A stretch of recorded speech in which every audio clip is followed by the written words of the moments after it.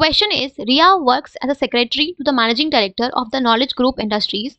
Her boss has given the duty to acquire test reports from the lab. However, she was unable to fulfill the assigned task as only the technicians, researchers, and top executives were allowed to enter and collect the report. Which principle of management is violated in the above case? तो यहाँ पे question हमसे ये बोल रहा है कि रिया knowledge group of industries में सेक्रेटरी की तरह काम करती है. उसके बॉस ने उसको ड्यूटी दी है कि उसको लैब से टेस्ट रिपोर्ट्स को अक्वायर करना है, मीन्स लेना है. बट वो अपने इस ड्यूटी को परफॉर्म नहीं कर पा रही क्योंकि उस लैब में सिर्फ टेक्नीशियंस, रिसर्चर्स और टॉप एग्जीक्यूटिव्स ही एंटर कर सकते हैं और रिपोर्ट को ले सकते हैं.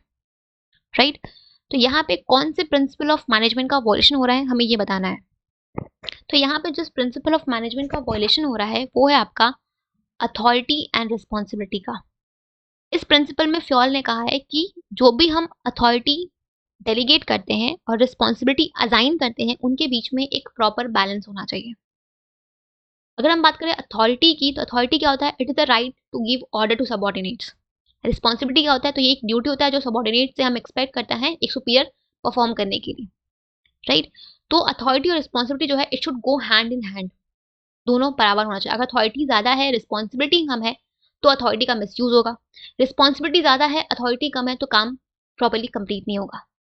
राइट तो अथॉरिटी और रिस्पॉन्सिबिलिटी के बीच में एक प्रॉपर बैलेंस होना चाहिए.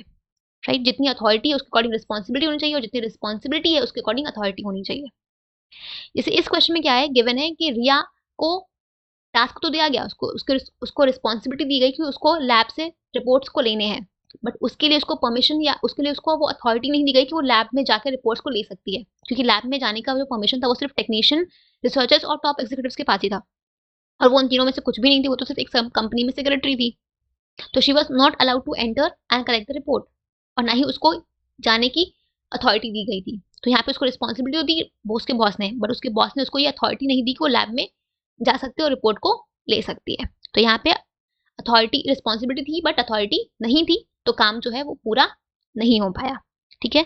सो जो प्रिंसिपल ऑफ मैनेजमेंट यहाँ वॉयलेट हो रहा है वो है आपका authority and responsibility, that is option number 3. ठीक है.